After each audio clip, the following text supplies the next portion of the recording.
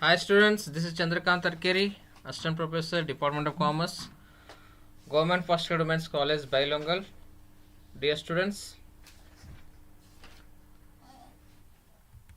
now we are going to discuss 2021 fully solved question paper.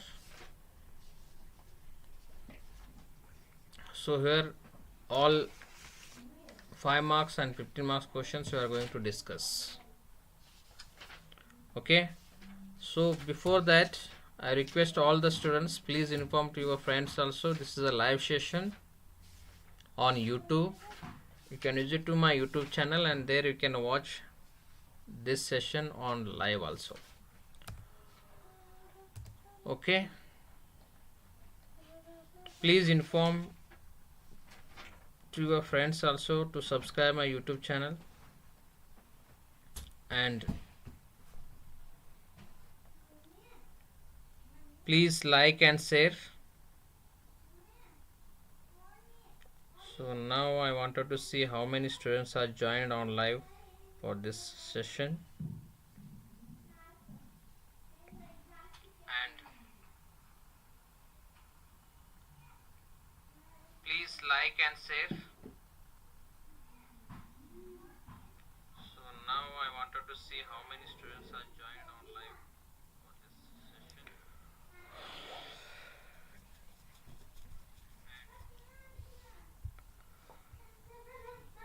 Okay, so let's start the session. So these are 2 marks questions. So I am not going to discuss these questions because it's a theoretical part. You only read it and by heart it. So it will definitely help you students. Okay.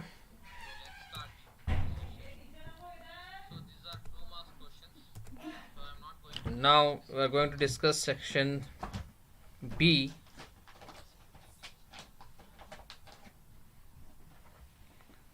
Section B. Please use your headphones or earphones to get a good voice. So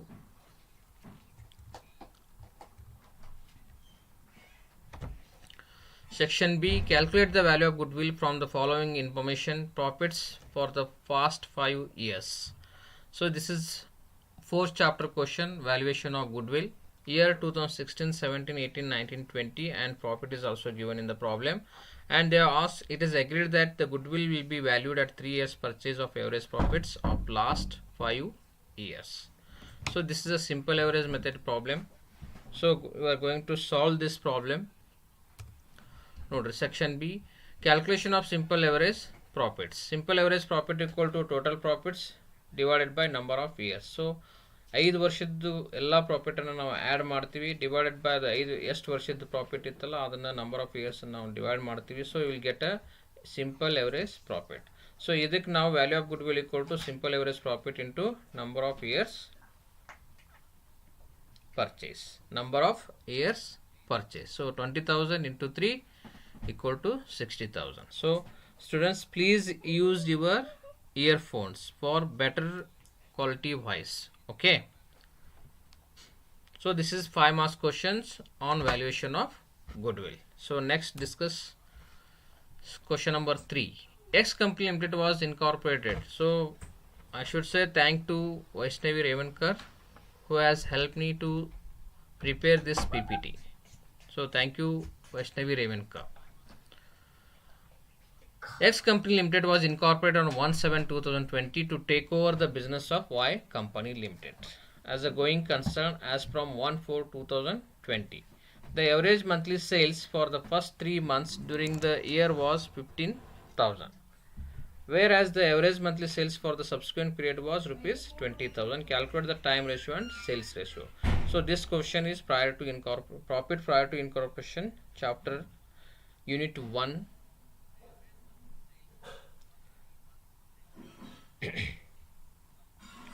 So here they are given the incorporation date and X company is incorporated to take over the business of Y company. The date is given as 1/7/2020. So on the basis of this we have to calculate the time ratio as well as sales ratio. So calculation of time ratio. So as I discussed, dear students, already 5 units videos are uploaded in my YouTube channel. So I made a playlist also. So if you are not watched, you please go through unit wise videos also. So there you will find 5 marks questions, 50 mark questions and theoretical part also. So all are uploaded in YouTube channel.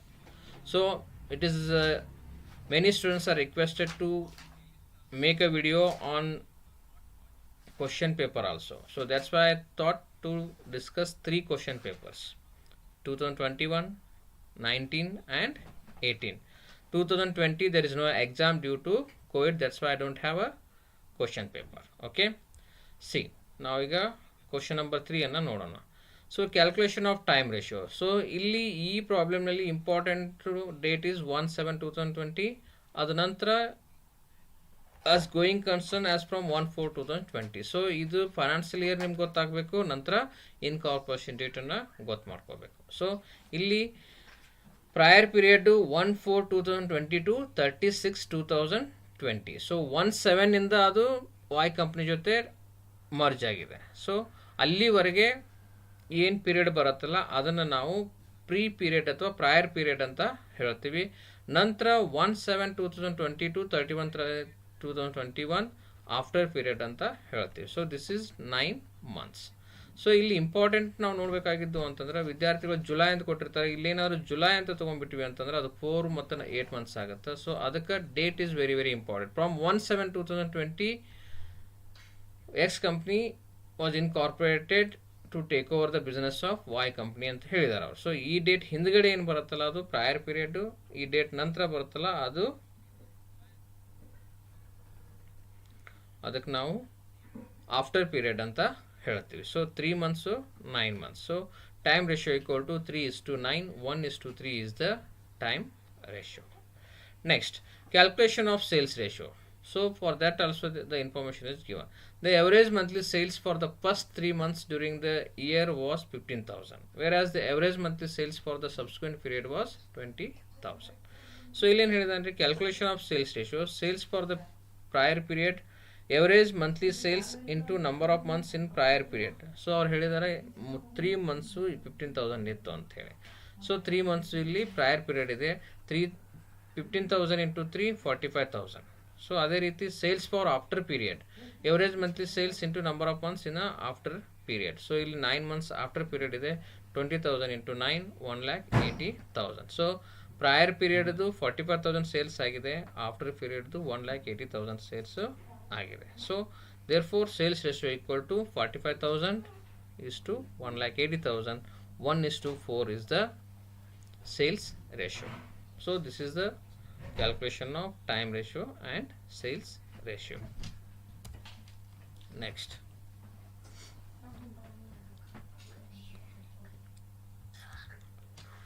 the following are the particulars related to limited company.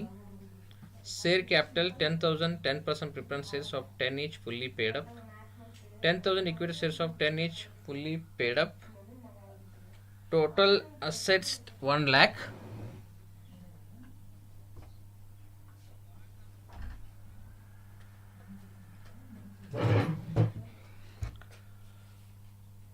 External liabilities 2,50,000.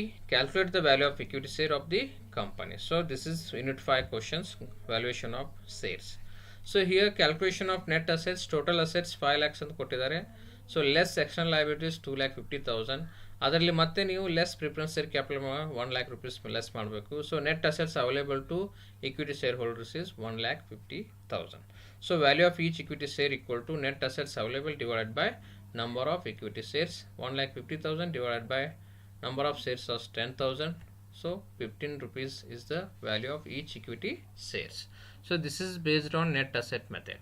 So illa ಏನು ಮಾಡ್ತೀವಿ, total assets minus external liabilities minus preference share capital, ಅವಾಗ ನಿಮ್ಗೆ net asset ಬರುತ್ತೆ. ಅದಕ್ಕೆ ನೀವು divided by number of shares ಮಾಡಿರಿ ಅಂತಂದರೆ you will come to know value of each equity shares, that is 15 rupees. This is the fourth question. So dear students, it's a very easy question paper and we can expect same question paper in coming exams. Prepare the Schedule 2 reserves and surplus of Aditya Bank Limited from the following information. Statutory reserve ಇದು ಎರಡನೇ unit accounting of banking companies ಮೇಲೆ reserves and surplus ಯಾವ ರೀತಿ ನಿಮ್ಗೆ third ಸೆಮೆಸ್ಟರ್ನಲ್ಲಿ final accounts vertical ಫಾರ್ಮೆಟ್ನಲ್ಲಿ ಬಿಡಿಸ್ತಿದ್ವಲ್ಲ ಅದೇ ರೀತಿ ಇಲ್ಲಿ ನಿಮ್ಗೆ 5 ಮಾರ್ಕ್ಸ್ ಕ್ವಶನ್ಸ್ಗೆ ರಿಸರ್ವ್ಸ್ ಆ್ಯಂಡ್ ಸರ್ಪ್ಲಸ್ ಅಡ್ಜಸ್ಟ್ಮೆಂಟ್ ಇರುತ್ತೆ. ಅದರ ಸಲುವಾಗಿ ಈ ಕ್ವಶನ್ಸನ್ನು ಕೇಳಿದ್ದಾರೆ. Balance as on 1/4/2020 2 lakh. Profit and loss account balance as on 1/4/2020 1,50,000. Net profit for the year 2021 is 1 lakh. So before appropriation profit ಅಂತ ಕೊಟ್ಟಿದ್ದಾರೆ. ಸೊ ಇದಕ್ಕೆ ನಾವು ರಿಸರ್ವ್ಸ್ ಆ್ಯಂಡ್ ಸರ್ಪ್ಲಸ್ ಅನ್ನು ಶೆಡ್ಯೂಲ್ 2 ಅನ್ನು ಪ್ರಿಪೇರ್ ಮಾಡಬೇಕು. So schedule 2 reserves and surplus statutory reserve as on 1/4/2020 that is 2 lakh rupees. ಇದು opening balance ಇತ್ತು. So ಅದಕ್ಕೆ ನಾವು ಅವ್ರು ಏನೂ ಇನ್ಫಾರ್ಮೇಷನ್ ಕೊಟ್ಟಿಲ್ಲ ಅಂತಂದ್ರೂ ಬ್ಯಾಂಕಿಂಗ್ ರೂಲ್ ಪ್ರಕಾರ ನಾವು 25% ಕರೆಂಟ್ ಇಯರ್ ಪ್ರಾಫಿಟ್ 25%ಅನ್ನು ನಾವು ಸ್ಟ್ಯಾಟ್ಯುಟರಿ ರಿಸರ್ವ್ಗೆ ಟ್ರಾನ್ಸ್ಫರ್ ಮಾಡಬೇಕಾಗತ್ತೆ. ಸೊ ಅದಕ್ಕೆ ನಾವು ಇಲ್ಲಿ ಏನು ಮಾಡಬೇಕು, addition during the year 1 lakh. So profit 1 lakh ಆಗಿತ್ತು, ಅದರ 25%ಅನ್ನು ನಾವು ಎಕ್ಸಿಸ್ಟಿಂಗ್ ಸ್ಟ್ಯಾಟ್ಯುಟರಿ ರಿಸರ್ವ್ಗೆ ಟ್ರಾನ್ಸ್ಫರ್ ಮಾಡ್ತಾ ಇದ್ದೀವಿ. Total statutory reserve is 2,25,000. Then profit and loss account as on 1/4/2020 opening balance ಇತ್ತು 1,50,000. ನಂತರ add net profit for the year that is 1 lakh. ಅದೇ ರೀತಿ ನಾವು less transfer to statutory reserve 25,000. So 25,000 ರೂಪಾಯಿ ನಾವೇನು ಟ್ರಾನ್ಸ್ಫರ್ ಮಾಡಿದ್ದೀವಿ ಇಲ್ಲಿ ಟ್ರಾನ್ಸ್ಫರ್ ಮಾಡಿದ ಆ್ಯಡ್ ಮಾಡ್ತೀವಿ ಸ್ಟ್ಯಾಟ್ಯುಟರಿ ರಿಸರ್ವ್ಗೆ, ಇಲ್ಲಿ ನಾವು ಲೆಸ್ ಮಾಡ್ತೀವಿ. So total reserves and surplus is 4,50,000. So 4,50,000 is the reserves and surplus. This we are going to show in a balance sheet as a schedule 2 reserves and surplus total 4,50,000. So ಇಲ್ಲಿ important adjustment ಏನಪ್ಪ ಅಂತಂದರೆ ಇಲ್ಲಿ ನಿಮಗೆ ಪ್ರಾಬ್ಲಮ್ನಲ್ಲಿ statutory reserve 25% transfer ಮಾಡಿರಿ ಅಂತ ಹೇಳಿರಂಗಿಲ್ಲ. So ಅದಕ್ಕೆ ನೀವೇನು ಮಾಡಬೇಕಾಗತ್ತೆ, you should know that compulsorily you should transfer 25% of net profit to statutory reserve. So this is very very important point. ಕೊಡದೆ ಇದ್ರೂ ಕೂಡ ನಿಮ್ಮ ನೆಟ್ ಪ್ರಾಫಿಟ್ ಆಗಿತ್ತು ಅಂತಂದ್ರೆ ಆವಾಗ ನೀವು 25% ಸ್ಟ್ಯಾಟ್ಯುಟರಿ ರಿಸರ್ವ್ಗೆ ಆ ವರ್ಷದ ಪ್ರಾಫಿಟ್ನಲ್ಲಿ ಟ್ರಾನ್ಸ್ಫರ್ ಮಾಡಲೇಬೇಕಾಗತ್ತೆ. So profit and loss account as on 1/4/2020 ನೀವು ಇಲ್ಲಿ ಪ್ಲಸ್ ಮಾಡ್ತೀರಾ, ಇಲ್ಲಿ ಮೈನಸ್ ಮಾಡ್ತೀರಿ. ಇದು ಇಂಪಾರ್ಟೆಂಟ್ ಪಾಯಿಂಟ್. ಓಕೆ,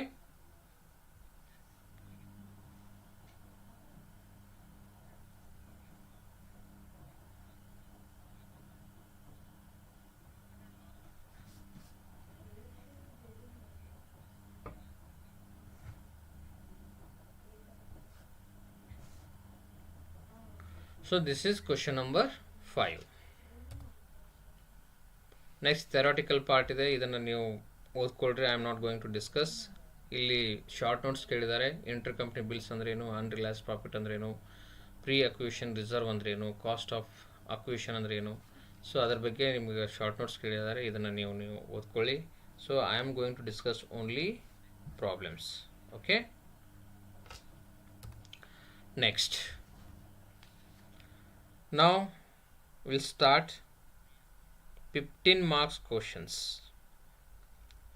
ನಿಮ್ಮ ಕ್ವಶನ್ ಪೇಪರ್ನಲ್ಲಿ ಬಂದಿರುವಂತಹ ಎಲ್ಲ 15 ಮಾರ್ಕ್ಸ್ ಕ್ವಶನ್ಸನ್ನು ನಾನು ಈಗ ಡಿಸ್ಕಷನನ್ನು ಮಾಡ್ತಾ ಇದ್ದೀನಿ. ಸೊ ಸ್ಟೂಡೆಂಟ್ಸ್,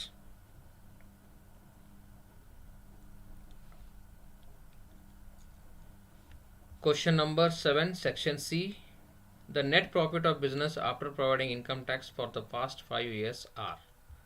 ಸೊ 5 ವರ್ಷದ ಪ್ರಾಫಿಟ್ಸ್ ಕೊಟ್ಟಿದ್ದಾರೆ. 45,000, 50,000, 40,000, 55,000, 60,000 ಅಂತ ಹೇಳಿ. ನಂತರ the average capital employed in the business is rupees 4,50,000. The normal rate of return is 10%.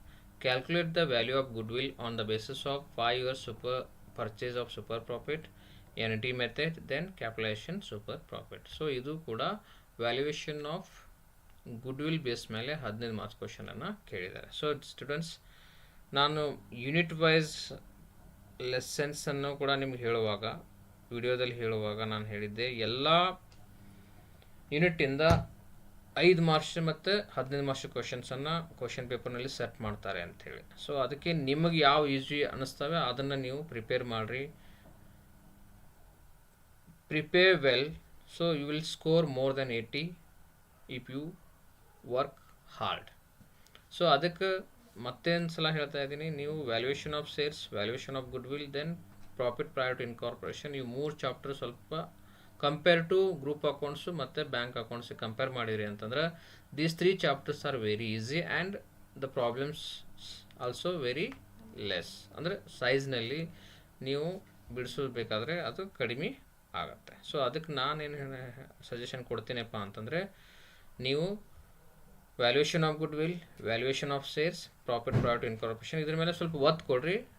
ಆಮೇಲೆ ಗ್ರೂಪ್ ಅಕೌಂಟ್ಸು, ಬ್ಯಾಂಕ್ ಅಕೌಂಟ್ಸನ್ನು ನೀವು ರೆಫರ್ ಮಾಡಿ ಎಕ್ಸಾಮ್ಗೆ ಹೋಗ್ಬೋದು. ಓಕೆ, ಇಲ್ಲಿ 5 ವರ್ಷದ ಪ್ರಾಫಿಟ್ ಕೊಟ್ಟಿದ್ದಾರೆ, ನಂತರ ಕ್ಯಾಪಿಟಲ್, ಎವರೇಜ್ ಕ್ಯಾಪಿಟಲ್ ಎಂಪ್ಲಾಯ್ಡ್ ಎಷ್ಟೊಂದು ಕೊಟ್ಟಿದ್ದಾರೆ, ನಾರ್ಮಲ್ ರೇಟ್ ಆಫ್ ರಿಟರ್ನ್ ಕೊಟ್ಟಿದ್ದಾರೆ. So based on this you have to calculate the super profit, then you have to apply this 3 methods. So let's see the solution. Calculation of average profit. Average profit equal to total profit divided by number of years. Total profit divided by number of years. So total profit ಕೊಟ್ಟಿದ್ದಾರೆ, divided by 5 ಮಾಡಿದ್ರಿ, 2,50,000 divided by 5 ಮಾಡಿದ್ರೆ ಅಂದರೆ 50,000 rupees is the average profit. Then you have to calculate the calculation of normal profit. So super profit calculation ಮಾಡಬೇಕಾಗಿತ್ತು ಅಂತಂದ್ರೆ ನಮಗೆ average profit ಬೇಕು, ನಂತರ normal profit ಬೇಕು. ಸೊ ಅದನ್ನು ಯಾವ ರೀತಿ ಕ್ಯಾಲ್ಕುಲೇಷನ್ ಮಾಡಬೇಕು ಅನ್ನೋದಕ್ಕೆ ನಿಮಗಿಲ್ಲಿ ವರ್ಕಿಂಗ್ ನೋಟ್ಸು ಅಥವಾ ಫಾರ್ಮುಲಾವನ್ನು ನಾವು ಹೇಳಿದ್ದೀವಿ. So calculation of normal profit equal to actual capital employed into NRR divide by 100. So 4,50,000 into 10, 45,000 is the normal profit. So ಇದನ್ನು ನೀವು ಫಸ್ಟ್ ಸ್ಟೆಪ್ನಲ್ಲಿ ಕ್ಯಾಲ್ಕುಲೇಷನ್ ಮಾಡಬೇಕು.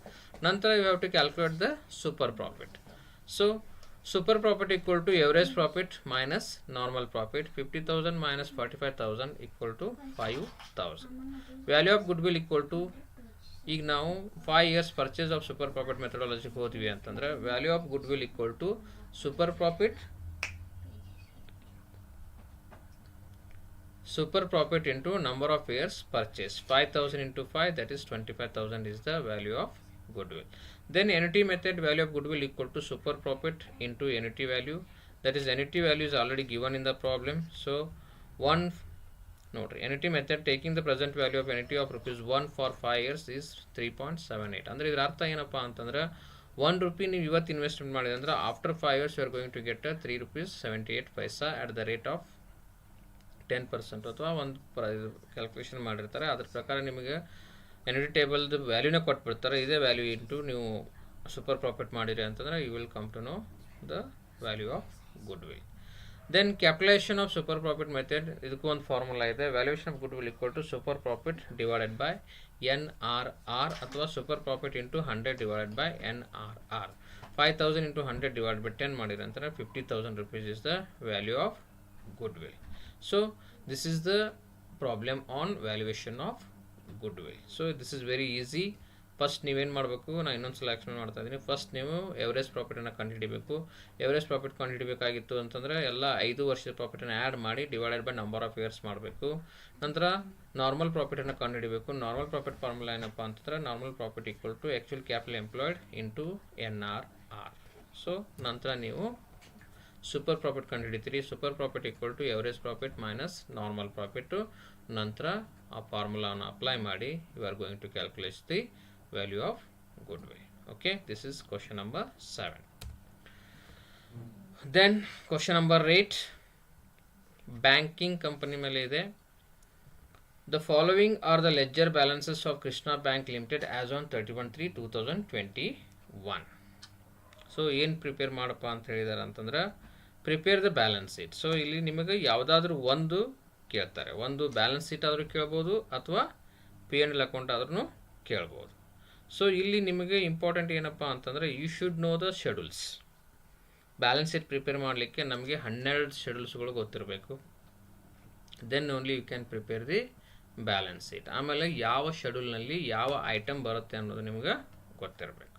ಓಕೆ, ನೋಡಿರಿ, the following are the balance sheet of Krishna bank limited as on 31/3/2021. Share capital ಕೊಟ್ಟಿದ್ದಾರೆ, statutory reserve ಕೊಟ್ಟಿದ್ದಾರೆ, cash in hand, cash with RBI, profit and loss account balance on 1/4/2020 opening ಕೊಟ್ಟಿದ್ದಾರೆ, net profit for the year ಕೊಟ್ಟಿದ್ದಾರೆ 2 lakh before appropriation, bills payable, borrowing from other banks, balance with other banks, money at call, deposits, investment, bills purchased, cash credits and overdraft, term loans, premises less depreciation, furniture and fixtures less depreciation, non banking assets. So ಈ basis ಮೇಲೆ ನೀವು ನಂತರ other information, claims against the bank not acknowledged debts as ₹25,000, bills for collection amounted to ₹80,000, had acceptances and endorsements of ₹1 lakh. So ಈ base information ಮೇಲೆ ನೀವು ನಿಮ್ಮ balance ಶೀಟನ್ನು ready ಮಾಡಬೇಕು. ನಂತರ 12 ಶೆಡ್ಯೂಲ್ಸ್ಗಳನ್ನು ನೀವು ಪ್ರಿಪೇರ್ ಮಾಡಬೇಕು. So let's see the solution. So first schedule capital. So authorised capital ಏನು ಕೊಟ್ಟಿಲ್ಲ, ಇಶ್ಯೂಡ್ ಕ್ಯಾಪಿಟಲ್ ಕೊಟ್ಟಿಲ್ಲ, ಡೈರೆಕ್ಟ್ ಕ್ಯಾಪಿಟಲ್ ಅಂತ ಹೇಳಿದ್ದಾರೆ. 50,000 shares into 10, 5 lakh. So capital schedule number 1 that is 5 lakh. So important ಇರೋದು ರಿಸರ್ವ್ಸ್ ಆ್ಯಂಡ್ ಸರ್ಪ್ಲಸ್ ಶೆಡ್ಯೂಲ್ 2. ಅದನ್ನು ಹೆಂಗೆ ರೀತಿ prepare ಮಾಡಿದ್ದಾರೆ ಅಂತ ನಾವು ನೋಡೋಣ. ಓಕೆ, ಇಲ್ಲಿ ಸ್ಟ್ಯಾಟ್ಯೂಟರಿ ರಿಸರ್ವ್ಸ್ ₹2,20,000 ಅಂತ ಕೊಟ್ಟಿದ್ದಾರೆ. Statutory reserve 2,20,000. ಅದಕ್ಕೆ ನಾವೇನು ಮಾಡಬೇಕು, add addition during the year. So current year profit ₹2 lakh ಇದೆ, ಅದರ ಮೇಲೆ 25% ನಾವು ಆ್ಯಡ್ ಮಾಡ್ತಾ ಇದ್ವಿ. So total 2,70,000. Then profit and loss account opening balance ಇದೆ 1,40,000. Then add net profit for the year ಇದೆ 2 lakh. ಅದಕ್ಕೆ ನಾವು ಇಲ್ಲಿ ₹50,000 ಆ್ಯಡ್ ಮಾಡಿದ್ವಿ, ಅದನ್ನು ಇಲ್ಲಿಂದ ತೆಗೆದು ಇಲ್ಲಿ ಆ್ಯಡ್ ಮಾಡಿದ್ವಿ. ಅದಕ್ಕೂ ಟ್ರಾನ್ಸ್ಪೋರ್ಟ್ ಇಲ್ಲಿ ನಾವು ಮೈನಸ್ ಮಾಡಬೇಕು. So total 2,90,000. 5,60,000 is the reserves and surplus, that is schedule 2. ನಂತರ ಡಿಪಾಸಿಟ್ಸ್ ಶೆಡ್ಯೂಲ್ 3 ಅಂದರೆ ಬ್ಯಾಂಕಿಂಗ್ ಕಂಪ್ನಿಯವ್ರ ಕಡೆ ಏನೇನು ಡಿಪಾಸಿಟ್ಸ್ ಬಂದಿದ್ದಾವೆ, ಸೊ ಅದ್ರ ಬಗ್ಗೆ ಏನಾದರೂ ಇನ್ಫಾರ್ಮೇಷನ್ ಕೊಟ್ಟಿದ್ದ ಅಂತಂದ್ರೆ ಅದನ್ನು ನಾವು ಇಲ್ಲಿ ಆ್ಯಡ್ ಮಾಡ್ತೀವಿ. ಸೊ ಇಲ್ಲಿ ಮನಿ at call and short notice ಕೆಳಗಡೆ ಡಿಪಾಸಿಟ್ಸ್ 19 lakh ಅಂತ ಕೊಟ್ಟಿದ್ದಾರೆ. ಸೊ ಡಿಪಾಸಿಟ್ಸು ಒಂದೇ ಇದೆ, ಅದನ್ನು ಕೂಡ ನಾವು ಇಲ್ಲಿ ಶೆಡ್ಯೂಲ್ 3ನಲ್ಲಿ ಡಿಪಾಸಿಟ್ಸ್ ಅಂತ ಆ್ಯಡ್ ಮಾಡ್ತಾ ಇದ್ದೀವಿ. ನಂತರ borrowings.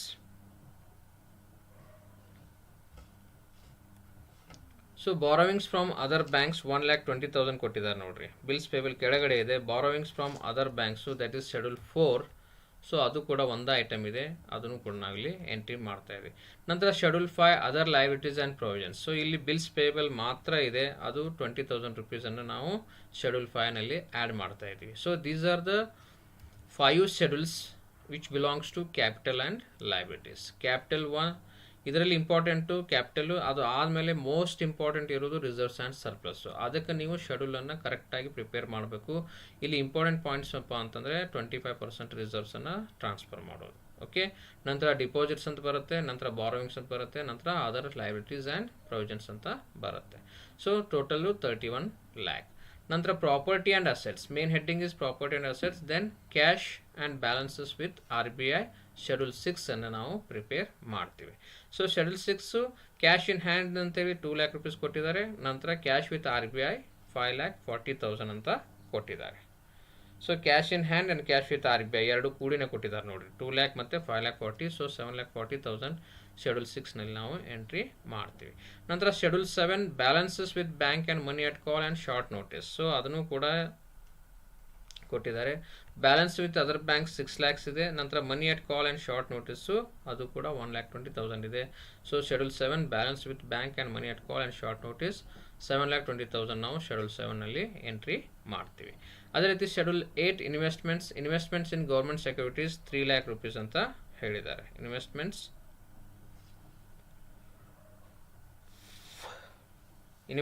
In government securities ₹3 lakh ಅಂತ ಹೇಳಿದ್ದಾರೆ. ಸೊ ಅದನ್ನು ಶೆಡ್ಯೂಲ್ 8ನಲ್ಲಿ ನಾವು ಇನ್ವೆಸ್ಟ್ಮೆಂಟ್ನಲ್ಲಿ ತೋರಿಸ್ತೀವಿ.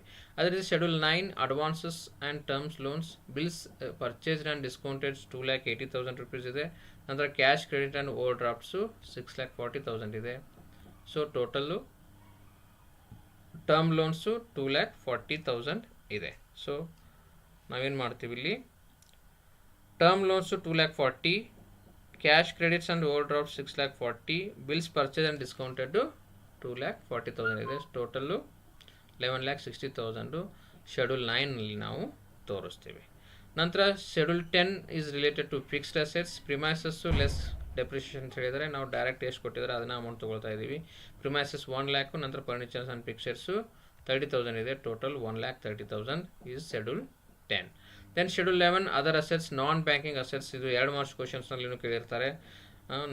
ಅದರ ನಾನ್ ಬ್ಯಾಂಕಿಂಗ್ ಅಸೆಟ್ಸನ್ನು ಎಲ್ಲಿ ಶೋ ಮಾಡ್ತೀರಿ ಅಂತೇಳಿ. ಸೊ ಶೆಡ್ಯೂಲ್ 11ನಲ್ಲಿ ಅದರ್ ಅಸೆಟ್ಸ್ನಲ್ಲಿ ನಾನ್ ಬ್ಯಾಂಕಿಂಗ್ ಅಸೆಟ್ಸನ್ನು ನಾವು ಶೋ ಮಾಡ್ತೀವಿ. ಅದನ್ನು 50,000 ರೂಪೀಸ್ ಅಂತ ಕೊಟ್ಟಿದ್ದಾರೆ. ಅದನ್ನು ಕೂಡ ನಾವು ಶೆಡ್ಯೂಲ್ 11ನಲ್ಲಿ ತೋರಿಸ್ತೀವಿ. ಅದೇ ಶೆಡ್ಯೂಲ್ 12 ಕಾಂಟಿಜೆಂಟ್ ಲೈಬಿಲಿಟೀಸ್, ಅದನ್ನು ನಿಮ್ಮ ಅಡ್ಜಸ್ಟ್ಮೆಂಟಲ್ಲಿ ಕೊಟ್ಟಿರ್ತಾರೆ.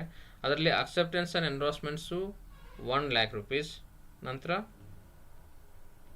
Claim against bank not acknowledged as debts 25,000 rupees ಅಂತ ಹೇಳಿದ್ದಾರೆ. ಸೊ ಅದನ್ನು ಕೂಡ 1,25,000 ರೂಪೀಸ್ ನಾವು ಶೆಡ್ಯೂಲ್ 12ನಲ್ಲಿ ಕಾಂಟಿಜೆಂಟ್ ಲೈಬಿಲಿಟೀಸ್ ಅಂತ ಹೇಳಿ ತೋರಿಸ್ತೀವಿ.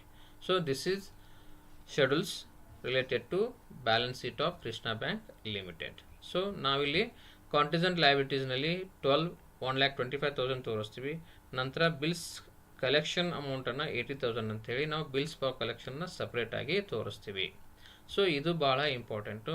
ನಂತರ ನೀವು 1 to 5 ಕ್ಯಾಪಿಟಲ್ ಆ್ಯಂಡ್ ಲೈಬಿಲಿಟೀಸಲ್ಲಿ ಬರ್ತವೆ. Property and assets 6 to 11 property and assets ನಲ್ಲಿ ಬರ್ತವೆ.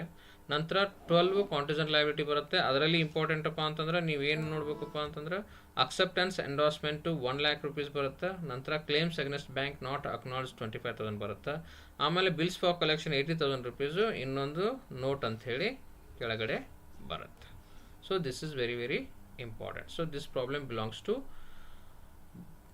accounting of banking companies. Okay, next see the 9th question. From the following information calculate the fair value of equity shares. So this is related to valuation of shares. Yesterday only I uploaded this video, valuation of shares. 2 sessions already uploaded in YouTube channel. 1,000 12% preference shares of 100 each 1 lakh. 20,000 equity shares of rupees 10 each fully paid up 2 lakh. Total value of assets 7,50,000. External liabilities 2,50,000. The average annual profit after provision for income tax is rupees 80,000. The company generally transfer 25% of profit to general reserve. The normal market expectation is 10%. So I already discussed what is the meaning of fair value of an equity share. So ಇಲ್ಲಿ ಏನಾಗುತ್ತೆ, 2 ಮೆಥಡನ್ನು ಸೇರಿಸಿ ನಾವು fair ವ್ಯಾಲ್ಯೂವನ್ನು ಕಂಡುಹಿಡಿತೀವಿ. ಒಂದು net asset method ಮತ್ತು yield method ಅಂತೇಳಿ 2 ಮೆಥಡನ್ನು calculation ಮಾಡ್ತೀವಿ. ನಂತರ ಅದ್ರದ್ದು ಎವರೇಜ್ ಕಂಡುಹಿಡಿದು ನಾವು fair value of equity shares ಅಂತ ಹೇಳ್ತೀವಿ. ಸೊ ಇದು ಕೂಡ ಬಹಳ ಈಸಿ ಆದಂಥ ಚಾಪ್ಟರು ಮತ್ತು ಅಷ್ಟೇ ಕಡಿಮೆ ಸಮಯದಲ್ಲಿ ನೀವು ಈ ಪ್ರಾಬ್ಲಮನ್ನು ಕೂಡ ನೀವು ಸಾಲ್ವ್ ಮಾಡ್ಬೋದು. Okay, let's see the solution.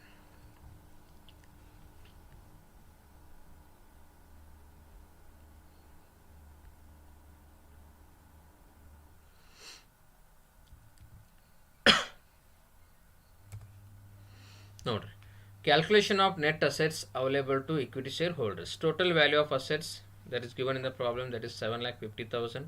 ನಂತರ less external liabilities 2,50,000, total is 5 lakh. Then less preference share capital 1 lakh. Net assets available to equity share holders is 4 lakh. So ನಾವು ಇಲ್ಲಿ ಇಂಟ್ರೆನ್ಸಿಕ್ ವ್ಯಾಲ್ಯೂ ಫಾರ್ ಶೇರ್, ನಾವು intrinsic value net asset ಮೆಥಡ್ಗೆ ನಾವು intrinsic value ಅಂತ ಹೇಳ್ತೀವಿ ಅಂತೇಳಿ ನಾನು theoretical ಪಾರ್ಟ್ನಲ್ಲಿ already ಡಿಸ್ಕಷನನ್ನು ಮಾಡಿದ್ದೀನಿ. So intrinsic value for share equal to net assets available divided by number of equity shares. So net assets available to equity share holders is 4 lakh rupees.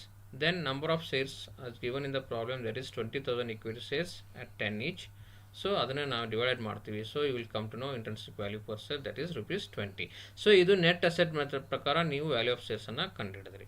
ಅದು ಆದಮೇಲೆ yield method ಪ್ರಕಾರ ನೀವು value of ಶೇರ್ಸನ್ನು ಕಂಡುಹಿಡಿತೀರಿ. ಅದು ಯಾವ ರೀತಿಯಪ್ಪ ಅಂತಂದರೆ calculation of average profit. So profit after income tax 80,000.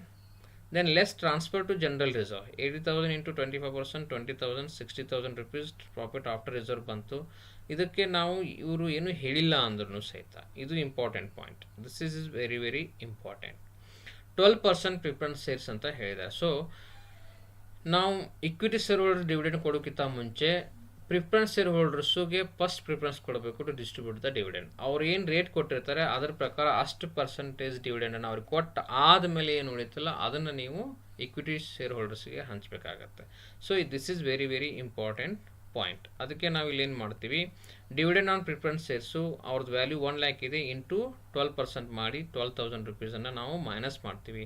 Then profit available to equity share holders is 48,000. So ಇಲ್ಲಿ ಇನ್ನೊಂದು important ಪಾಯಿಂಟ್ಸನ್ನು ನಾನು ಡಿಸ್ಕಷನ್ ಮಾಡ್ತಾ ಇದ್ದೀನಿ.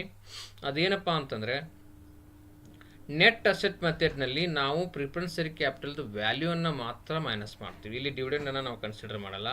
ಅದೇ ರೀತಿ ಎವರೇಜ್ ಪ್ರಾಫಿಟ್ ಕಂಡುಹಿಡಿಯುವಾಗ ನಾವು ಡಿವಿಡೆಂಡ್ ಎಷ್ಟು ಕೊಡ್ತಿರ್ತೀವಿ ಪ್ರಿಫರೆನ್ಸ್ ಶೇರ್ ಹೋಲ್ಡರ್ಸ್ಗೆ, ಅದನ್ನು ನಾವು ನಮ್ಮ ಪ್ರಾಫಿಟಲ್ಲಿ ಮೈನಸ್ ಮಾಡ್ತೀವಿ. Then will come to know the profit available to equity share holder.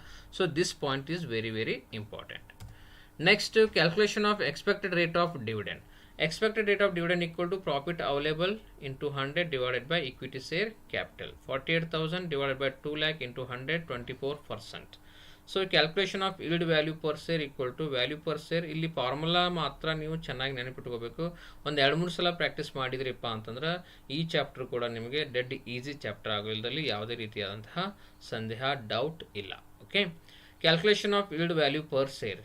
Value per share equal to expected rate of dividend into paid up value of share divided by normal rate of return.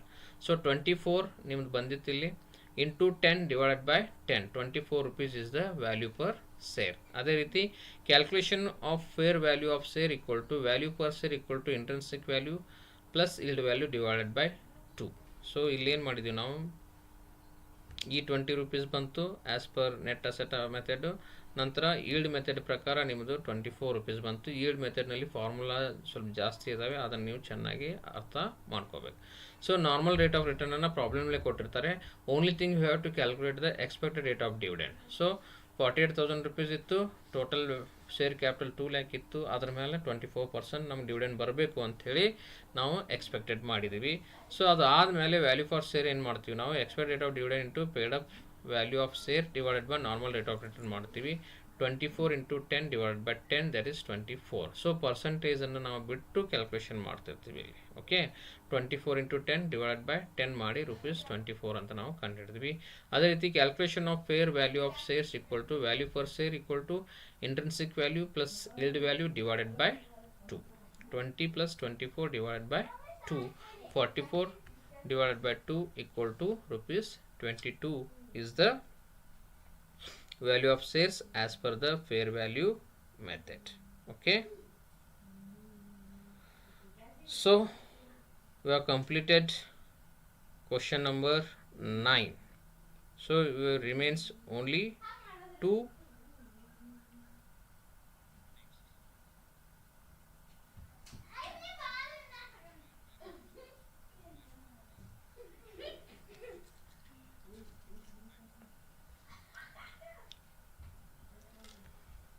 So we will move to question number 10. Question number 10. A company limited was incorporated on 1/8/2020 to take over the B Limited as running business as from 1/4/2020. The following was the profit and loss account for the year ending 31/3/2021. So this is unit 1 question, that is profit prior to incorporation. So ಇದು ಕೂಡ ಬಹಳ easy ಆದಂತಹ problem. So ಇಲ್ಲಿ ನಿಮಗೆ profit and loss ಅಕೌಂಟನ್ನು ಕೊಟ್ಟಿದ್ದಾರೆ. ಇನ್ನು vertical format revenue from operations 1,20,000, other income ಏನೂ ಇಲ್ಲ. ಸೊ ನಂತರ ಎಕ್ಸ್ಪೆನ್ಸಸ್ಸನ್ನು ಕೊಟ್ಟಿದ್ದಾರೆ. Cost of sales, salaries, director fees, debenture interest, interest on to vendors up to 1/1/2021. So this is very very important, adjustment ಇರುತ್ತೆ ಇದರ ಮೇಲೆ. ದೆನ್ ರೆಂಟ್ ಆ್ಯಂಡ್ ಟ್ಯಾಕ್ಸಸ್ ಕೊಟ್ಟಿದ್ದಾರೆ. Sales commission, office expenses, discount, depreciation, audit fees, bad debts, carriage outwards, formation expenses, advertising. So ಇದು preliminary expenses ಅಂತ ನಾವು ಹೇಳ್ಬೋದು. So total expenses 1,05,000. Profit for the year 15,000, total 1,20,000. So additional information ಕೊಟ್ಟಿದ್ದಾರೆ. The sales up to 1/8/2020 were ₹50,000 and from 1/8/2020 were ₹70,000. So already ನಿಮಗೆ distribute ಮಾಡೇ ಕೊಟ್ಟಿದ್ದಾರೆ. Profit prior to period, sales ratio ಕಂಡುಹಿಡಲಿಕ್ಕೆ ನಿಮ್ಗೆ ಆಲ್ರೆಡಿ ಇನ್ಫಾರ್ಮೇಷನನ್ನು ಕೊಟ್ಟಿದ್ದಾರೆ. ಅದೇ ರೀತಿ bad debts up to 1/8/2020 is ₹350 ಅಂತ ಹೇಳಿದ್ದಾರೆ. So prepare statement of profit and loss to show the profit prior to incorporation and after incorporation. So ಇಲ್ಲಿ ನಾವು ಮಾಡಬೇಕಾಗಿದ್ದು ಏನಪ್ಪ ಅಂತಂದರೆ ಒಂದು ಟೈಮ್ ರೇಷಿಯೋ ಕಂಡುಹಿಡಿಬೇಕು, because some expenses you are going to distribute on time ratio and some expenses you are going to distribute on sales ratio. So ಅದಕ್ಕೆ ನಾವು first important ಏನಪ್ಪ ಅಂತಂದರೆ you have to calculate sales ratio as well as time ratio. So calculation of sales ratio ಅವರೇ distribute ಮಾಡಿ ಕೊಟ್ಬಿಟ್ಟಿದ್ದಾರೆ. Sales for prior period ಇದು incorporation ಯಾವಾಗಾಯಿತು 1/8/2020 ಇದು ಇನ್ಕಾರ್ಪೊರೇಷನ್ ಆಗೈತೆ. ಸೊ ನೀವು ಒಂದು ಕಡೆ ಪ್ರಾಬ್ಲಮ್ ಸಾಲ್ವ್ ಮಾಡೋಕ್ಕಿಂತ ಮುಂಚೆ ಇಂಥ ಪ್ರಾಬ್ಲಮ್ ಬಂದಾಗ ನೀವು ಇನ್ಕಾರ್ಪೊರೇಷನ್ ಡೇಟ್ ಒಂದು ಸೈಡ್ ಬರೀಬೇಕು, ನಂತರ ಪೀರಿಯಡ್ ಅಕೌಂಟಿಂಗ್ ಇಯರ್ ಕೊಟ್ಟಿರ್ತಾರೆ. ಸೊ 1/4/2020 to 31/3/2021 ಇದರ ನಡುವೆ 1/8/2020 ಅಂತ ಬರೋದು ನಾನು ನಿಮಗೆ ಹೆಂಗೆ ಕ್ಲಾಸ್ನಲ್ಲಿ ಹೇಳಿದ್ದೀನಿ ಆ ರೀತಿ ನೀವು ಬರ್ಕೊಂಡು ನಂತರ ಪ್ರಯರ್ ಪೀರಿಯಡ್ ಆಫ್ಟರ್ ಪೀರಿಯಡನ್ನು ನೀವು ಅಲ್ಲಿ ಕ್ಯಾಲ್ಕುಲೇಷನ್ ಅದನ್ನು ಹೇಳ್ತಾ ಇದ್ದೀನಿ, ಇಲ್ಲಿ ಮಾಡಿದ್ದೀವಿ ನಾವು. So sales for prior period 1/4/2020 to 31/7/2020 that is 50,000. Then sales for the after period 1/8/2020 to 31/3/2020 is 70,000. So ಈ ಇನ್ಫಾರ್ಮೇಷನನ್ನು ಆಲ್ರೆಡಿ ಅವರು ಕೊಟ್ಟಿದ್ದಾರೆ. Therefore sales ratio equal to 50,000 is to 70,000, 5:7 is the sales ratio. ಅದೇ ರೀತಿ ನಾವು calculation of time ratio prior period 1/4/2020 to 31/7/2020 that is 4 months. Then after period 1/8/2020 to 31/3/2021 that is 8 months. So therefore time ratio equal to 4:8 that is 1:2. That is 1:2. ಇದು ಬಹಳ important. 1/8 ಇಂದ after period start ಆಗುತ್ತೆ, ಅದರ ಹಿಂದಿಂದ 31/7/2020 ನಮ್ಮದು prior period. So ಅದೇ ರೀತಿ calculation of bad debts for the prior and after period. So bad debts for prior period that is up to 1/8/350 ಅಂತ ಕೊಟ್ಟಿದ್ದಾರೆ. ಸೊ ಬ್ಯಾಡ್ ಡೆಟ್ಸು ಟೋಟಲ್ ಎಷ್ಟಿದೆ 600 ಇದೆ. ಸೊ ಅದಕ್ಕೆ ಇಲ್ಲಿ ನಾವು ಡಿಸ್ಟ್ರಿಬ್ಯೂಟ್ ಮಾಡಬೇಕಾಗಿದ್ದು bad debts for after period is 250. Bad ಡೆಟ್ಸನ್ನು ಕೊಟ್ಟಿದ್ದಾರೆ ನೋಡ್ರಿ, ಬ್ಯಾಡ್ ಡೆಟ್ಸ್ 600 ಅಂತ ಕೊಟ್ಟಿದ್ದಾರೆ. ಸೊ ಇದೊಂದು ನಾವು ವರ್ಕಿಂಗ್ ನೋಟನ್ನು ಮಾಡಬೇಕು. ಅದೇ ರೀತಿ calculation of interest to vendors for prior and after ಪೀರಿಯಡನ್ನು ನಾವು ಕ್ಯಾಲ್ಕುಲೇಷನ್ ಮಾಡಬೇಕಾಗತ್ತೆ. So total interest up to 1/1/2000 that is for 9 months is 2250. ಇಲ್ಲಿ ನಾವು ಪರ್ ಮಂತು 250 ಅಂತ ಹೇಳಿದ್ದೀವಿ. ಸೊ ಇದನ್ನು ನಾವು ಇಂಟ್ರೆಸ್ಟ್ ಫಾರ್ ಪ್ರಯರ್ ಪೀರಿಯಡು ನಂತರ ಇಂಟ್ರೆಸ್ಟ್ ಫಾರ್ ಆಫ್ಟರ್ ಪೀರಿಯಡು ಇಲ್ಲಿ 4 months ಪ್ರಯರ್ ಪೀರಿಯಡ್ ಇತ್ತು 2,50,000 into 4 1,000. Then after period 5 months ಬರುತ್ತೆ, that is 1,250. So these are the important calculations. ಇಲ್ಲಿ ನಾವು ಮಿಸ್ಟೇಕ್ಸ್ ಮಾಡೋ ಸಂದರ್ಭಗಳು ಇರ್ತವೆ, ಅದಕ್ಕೆ ನೀವು ಇದನ್ನು ಬ್ಯಾಡ್ ಡೆಟ್ಸು ಮತ್ತು ಇಂಟ್ರೆಸ್ಟ್ ವೆಂಡರ್ಸು ಇದು ಎಲ್ಲ ಪ್ರಾಬ್ಲಮ್ ಇದೇ ರೀತಿ ಕೊಟ್ಟಿರ್ತಾರೆ. ಅಪ್ ಟು ಅವರು 9 months ಪೇಮೆಂಟ್ ಮಾಡಿದ್ದಾರೆ. ಸೊ ಈ 9 monthsನಲ್ಲಿ ಪರ್ ಮಂತ್ ಎಷ್ಟು ಅಂತ ಕಂಡುಹಿಡಿಬೇಕು, ನಂತರ ಪ್ರಯರ್ ಪೀರಿಯಡ್ದೆಷ್ಟು ಆಫ್ಟರ್ ಪೀರಿಯಡ್ದೆಷ್ಟು ಅಂಥೇಳಿ ನಾವು ಕ್ಯಾಲ್ಕುಲೇಷನನ್ನು ಮಾಡಬೇಕಾಗತ್ತೆ. ಓಕೆ,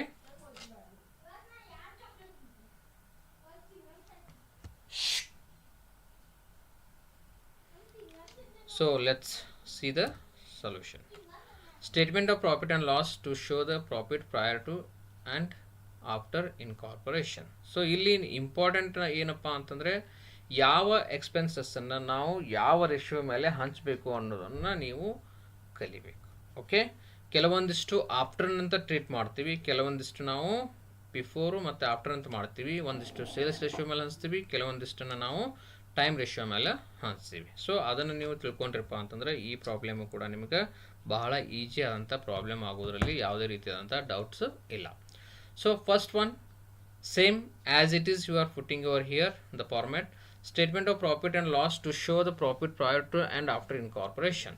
ಸೊ ಇಲ್ಲಿ ನಾವು ಟೇಬಲ್ ಹಾಕ್ತೀವಿ, particulars basis for allocation. Then here we are going to distribute before and after. ಆ ಎಕ್ಸ್ಪೆನ್ಸಸ್ ಏನು ಇಲ್ಲಿ ಕೊಟ್ಟಿದ್ದಾರಲ್ಲ ಪ್ರಾಬ್ಲಮ್ಸ್ನಲ್ಲಿ, ಇದನ್ನೆಲ್ಲನೂ ನಾವೇನು ಮಾಡ್ತೀವಿ, ಸೇಮ್ ಫಾರ್ಮ್ಯಾಟ್ನ ಹಾಕ್ತೀವಿ. ಹಾಕಿ ನಾವು ಇಲ್ಲಿ after and before and after ಅಂಥೇಳಿ ನಾವು ಹಾಕ್ತೀವಿ.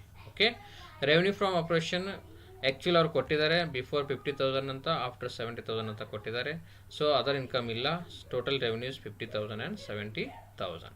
Next expenses cost of sales, this you are going to distribute on sales ratio. Sales ratio is 5:7. 5:7 basis ಮೇಲೆ ನಾವು ಇದನ್ನು ಡಿಸ್ಟ್ರಿಬ್ಯೂಟ್ ಮಾಡ್ತೀವಿ. ಅದು 30,000 to 42,000 ಬರುತ್ತೆ. Then salaries will be paid on time basis, monthly basis ಮೇಲೆ ಮಾಡ್ತೀವಿ ನಾವು. ಅದಕ್ಕೆ ಇದನ್ನು ನಾವು ಟೈಮ್ ರೇಷಿಯೋಲ್ಲಿ ಮಾಡ್ತೀವಿ. ಸೊ ಟೈಮ್ ರೇಷಿಯೋ ಕೂಡ ಕಂಡುಹಿಡಿದೀವಿ, that is 1:2. On that basis we are going to distribute this 6,000 rupees as in 1:2. So ನಂತರ ಡೈರೆಕ್ಟರ್ ಫೀಸು ನಾವು always it will be treated as after expenses only.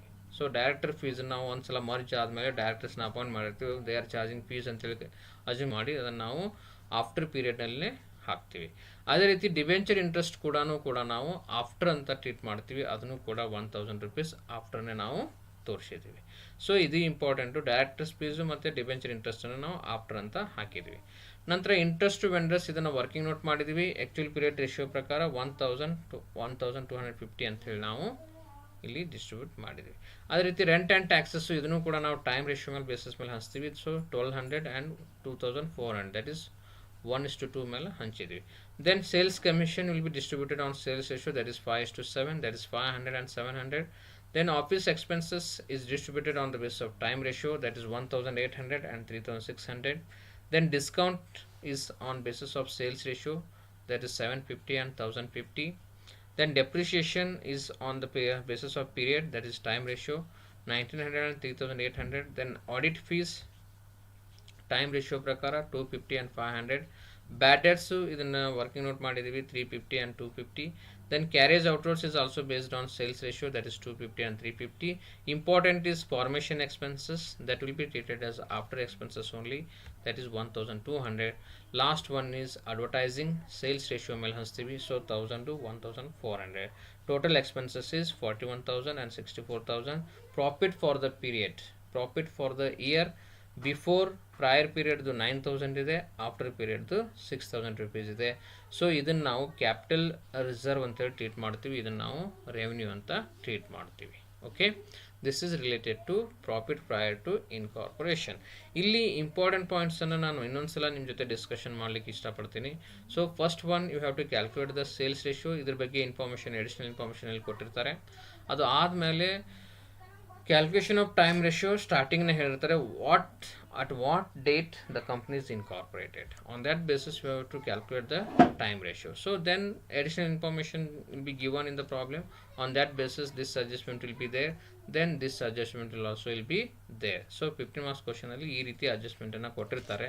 ನಂತರ ನೀವು ಯಾವ್ಯಾವುದನ್ನು ಯಾವ ಬೇಸ್ ಮೇಲೆ ಹಂಚಬೇಕು ಅಂತೇಳಿ ನಾವು ಅರ್ಥ ಮಾಡ್ಕೊಂಡ್ಬಿಟ್ವಿಯಪ್ಪ ಅಂತಂದ್ರೆ ನಿಮಗೆ ಈ ಪ್ರಾಬ್ಲಮ್ನಲ್ಲಿ ಯಾವುದೇ ರೀತಿಯಾದಂಥ ತೊಂದರೆಗಳು ಬರೋದಿಲ್ಲ. ಸೊ ಇಲ್ಲಿ ನಾವು ಕಾಸ್ಟ್ ಆಫ್ ಸೇಲ್ಸನ್ನು ನಾವು ಸೇಲ್ಸ್ ರೇಷಿಯೋ ಮೇಲೆ ಹಂಚ್ತೀವಿ, ಸ್ಯಾಲ್ರೀಸನ್ನು ನಾವು ಟೈಮ್ ರೇಷಿಯೋ ಮೇಲೆ ಹಂಚ್ತೀವಿ, ಡೈರೆಕ್ಟರ್ ಫೀಸು ಮತ್ತು ಡಿಬೆಂಚರ್ ಇಂಟ್ರೆಸ್ಟನ್ನು ಆಫ್ಟರ್ ಅಂತ ಟ್ರೀಟ್ ಮಾಡಿರಿ ಅಂತ ಹೇಳಿದ್ದಾರೆ. ಸೊ ಇಂಟ್ರೆಸ್ಟ್ ಟು ವೆಂಡರ್ಸ್ ಇದ್ರ ಬಗ್ಗೆ ನಾವು ಕ್ಯಾಲ್ಕುಲೇಷನ್ ಮಾಡ್ತೀವಿ. ಇದು 9 monthsವರೆಗೆ ಪೇ ಮಾಡಿದ್ರು, ಅದನ್ನು ವರ್ಕಿಂಗ್ ನೋಟ್ ಮಾಡ್ತೀವಿ. Rent and taxes time ratio, sales commission sales ratio, office ಎಕ್ಸ್ಪೆನ್ಸಸ್ಸನ್ನು ಕೂಡ ನಾವು ಮಂತ್ಲಿ ಪೇ ಮಾಡ್ತೀವಿ, ಇದನ್ನು ಟೈಮ್ ರೇಷಿಯೋ ಬೇಸಿಸ್ ಮೇಲೆ. Discount sales ratio, depreciation time ratio, audit fees time ratio, bad debts ಇದ್ರ ಬಗ್ಗೆ ಒಂದು ಅಡ್ಜಸ್ಟ್ಮೆಂಟ್ ಹೇಳಿದ್ರು, ಅದನ್ನು ಕ್ಯಾಲ್ಕುಲೇಷನ್ ಮಾಡಿದ್ವಿ. ಕ್ಯಾರೇಜ್ ವರ್ಡ್ಸು ಸೇಲ್ಸ್ ರೇಷಿಯೋ ಮೇಲೆ. Formation expense will be treated as after only. Then advertising ನಾವು sales ratio ಮೇಲೆ ಹಂಚ್ತೀವಿ. ಓಕೆ, ಸೊ 9,000 plus 6,000 15,000 ನಿಮ್ಮ ಈ ಪ್ರಾಫಿಟಿಗೂ ಕೂಡ ಅದು ಟ್ಯಾಲಿ ಆಯಿತು. 15,000 rupees ಟ್ಯಾಲಿ ಆಯಿತು. ಸೊ ಇದರ ಅರ್ಥ ಏನು, ನೀವು ಕೂಡಿ ಕೊಟ್ಟಿದ್ದನ್ನು ಇಲ್ಲಿ ಡಿಸ್ಟ್ರಿಬ್ಯೂಟ್ ಮಾಡಿದ್ರಿ, ಅದು ಕೂಡ ಟ್ಯಾಲಿ ಆಗಬೇಕು. ನೀವು ಇದ್ರ ಮೇಲೆ ತಿಳ್ಕೊಂಡ್ಬಿಡ್ಬೇಕು, ಇದು ಟ್ಯಾಲಿ ಆಯಿತು ಅಂತಂದ್ರೆ ನಿಮ್ಮ ಪ್ರಾಬ್ಲಮ್ ಸರಿಯಾಗಿದೆ, 15 marks ನಿಮ್ಮ ಅಕೌಂಟ್ನಲ್ಲಿ ಬಂದಿದ್ದಾವೆ ಅಂಥೇಳಿ ನೀವು ತಿಳ್ಕೊಳ್ಬೇಕು. So this is question number 10, profit prior to incorporation chapter. So last one, question number 11, lengthy question. It is on group accounts. So students, as I discussed, ಎಲ್ಲ ಚಾಪ್ಟರ್ ಇಂದ 15 marks ಕ್ವಶನ್ಸ್ ಅನ್ನ ಕೇಳ್ತಾರೆ.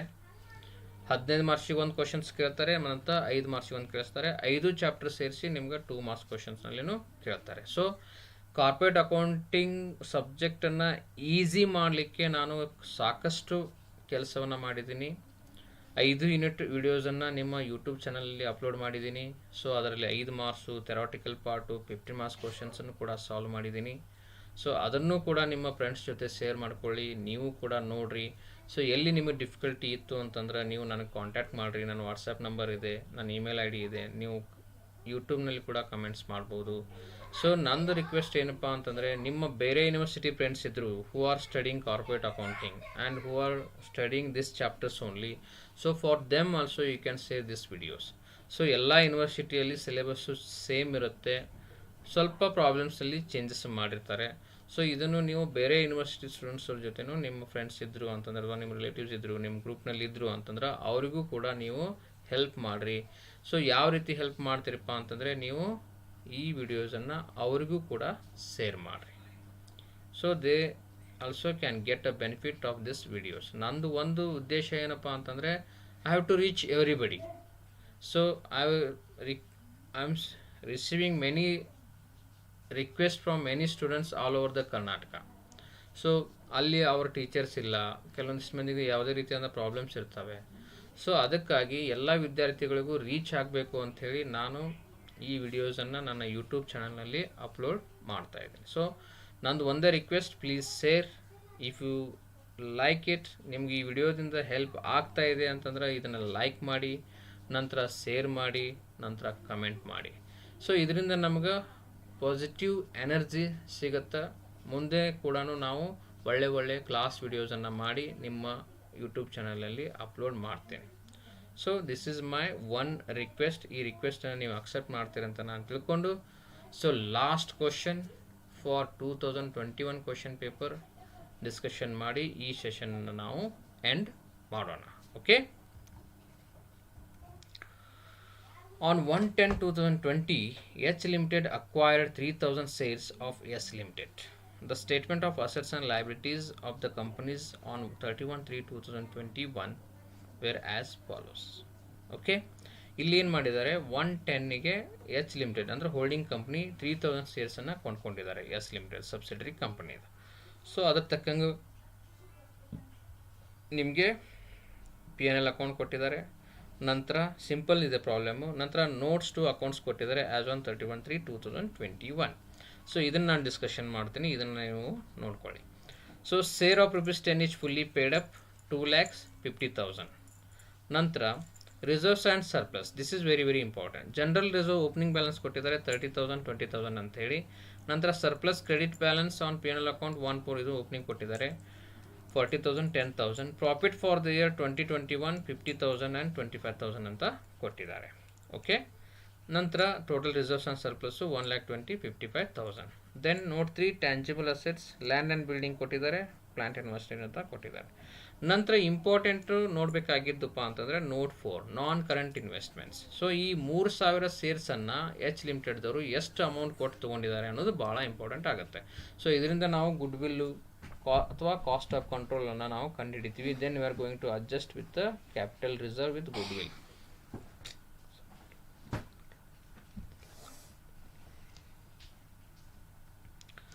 Prepare consolidated statement of assets and liabilities of H Limited and its subsidiary S Limited as on 31/3/2021. So ಇಲ್ಲಿ ನಾವು minority interest chart ನಾವು ಹಾಕಬೇಕು. ಅದಕ್ಕಿಂತ ಮುಂಚೆ ನೀವು ಸಬ್ಸಿಡರಿ ಕಂಪ್ನಿದು ಅಂದರೆ ಮೈನಾರಿಟಿ ಶೇರ್ ಹೋಲ್ಡರ್ಸ್ದು ಮತ್ತು ಎಚ್ ಲಿಮಿಟೆಡ್ದು ಪರ್ಸೆಂಟೇಜ್ ಅಂದರೆ ರೇಷಿಯೋ ಎಷ್ಟಿದೆ ಅದನ್ನು ಕೂಡ ನೀವು ಕಂಡುಹಿಡಿಬೇಕಾಗತ್ತೆ. So first we'll see calculation of ratio of minority share holders and H limited. So total number of shares in S limited, ಇದು ಯಾವ ಇನ್ಫಾರ್ಮೇಷನ್ ಸಿಗುತ್ತಪ್ಪ ಅಂತಂದ್ರೆ ಇಲ್ಲಿ ಹೇಳಿರ್ತಾರೆ. Shares of 10 each. So 50,000 divide 10 ಮಾಡಿದ್ರೆ 5,000 ಶೇರ್ಸು ಎಸ್ ಲಿಮಿಟೆಡ್ ಅದಾವೆ. ಸೊ ನಮ್ಮದು ನಾವು ಏನೇ ವರ್ಕಿಂಗ್ ನೋಟ್ಸ್ ಮಾಡಬೇಕಾಗಿದ್ರೂ ಕೂಡ ಸಬ್ಸಿಡರಿ ಕಂಪ್ನಿ ಇನ್ಫಾರ್ಮೇಷನ್ ತೊಗೊಳ್ತೀವಿ. ಆನಂತರ ಮೈನಾರಿಟಿ ಚಾರ್ಟ್ ಪ್ರಿಪೇರ್ ಮಾಡುವಾಗ ಕೂಡ ನಾವು share capital of S limited then reserves and surplus ಅಂತ ತೊಗೊಂಡು ನಾವು ಮೈನಾರಿಟಿ ಇಂಟ್ರೆಸ್ಟ್ ಚಾರ್ಟನ್ನು ಮಾಡ್ತೀವಿ. Okay. So number of shares 5,000 ಇದಾವೆ. ಇದರಲ್ಲಿ ಎಚ್ ಲಿಮಿಟೆಡ್ ಪರ್ಚೇಸ್ ಮಾಡಿದ್ದು 3,000 shares. So number of shares held by minority share holders is 2,000. So on this basis we are going to calculate the ratio H limited and S limited. 3,000 is to 2,000, 3 is to 2 is the ratio. So ಈ basis ಇಟ್ಕೊಂಡು ನಾವೇನು ಮಾಡ್ತೀವಿ, chart showing minority ಇಂಟ್ರೆಸ್ಟನ್ನು ಮಾಡ್ತೀವಿ. So this is the base to distribute subsidiary company share capital, reserves and surplus on the basis of 3 is to 2. So ಇದರ ಅರ್ಥ ಏನು ಅಂತಂದರೆ 2,000 ಶೇರ್ಸ್ಗಳು ಮೈನಾರಿಟಿ ಶೇರ್ ಹೋಲ್ಡರ್ಸ್ನಲ್ಲಿ ಇದ್ದಾವೆ, ನಂತರ 3,000 ಎಚ್ ಲಿಮಿಟೆಡ್ದವರು ಇದೆ. ಸೊ ಇದರ ಅರ್ಥ ಏನು, more than 50% H limited acquire ಮಾಡಿದ್ದಾರೆ. ಸೊ ಎಚ್ ಲಿಮಿಟೆಡ್ ಸಬ್ಸಿಡರಿ ಆಗುತ್ತೆ, ಎಚ್ ಲಿಮಿಟೆಡ್ ಹೋಲ್ಡಿಂಗ್ ಕಂಪ್ನಿ ಆಗುತ್ತೆ. ಸೊ ಅದಾದಮೇಲೆ ನಾವು ಚಾರ್ಟ್ ಶೋಯಿಂಗ್ ಮೈನಾರಿಟಿ ಇಂಟ್ರೆಸ್ಟನ್ನು ಪ್ರಿಪೇರ್ ಮಾಡ್ತೀವಿ. ಸೊ ಇದಕ್ಕೆ ನಾವು ಕೆಲವೊಂದಿಷ್ಟು ವರ್ಕಿಂಗ್ ನೋಟ್ಸನ್ನು ಮಾಡಬೇಕಾಗತ್ತೆ. ಸೊ ವರ್ಕಿಂಗ್ ನೋಟ್ಸ್ ಏನಪ್ಪ ಅಂತಂದ್ರೆ ಪ್ರೀ ಅಕ್ವಿಷನ್ ರಿಸರ್ವ್ ಕಂಡುಹಿಡಿಬೇಕು, ನಂತರ ಪೋಸ್ಟ್ ಅಕ್ವಿಷನ್ ರಿಸರ್ವ್ಸನ್ನು ಕಂಡುಹಿಡಿಬೇಕು. ಅದೇ ರೀತಿ ಸರ್ಪ್ಲಸ್ನಲ್ಲಿ pre acquisition profit, post acquisition ಪ್ರಾಫಿಟನ್ನು ನಾವು ಕಂಡುಹಿಡಿಬೇಕಾಗತ್ತೆ. ಸೊ ಅದು ಕಂಡುಹಿಡಿದ ಆದಮೇಲೆ again you have to distribute that also in 3:2 ratio. 3:2 ratio. Okay, C.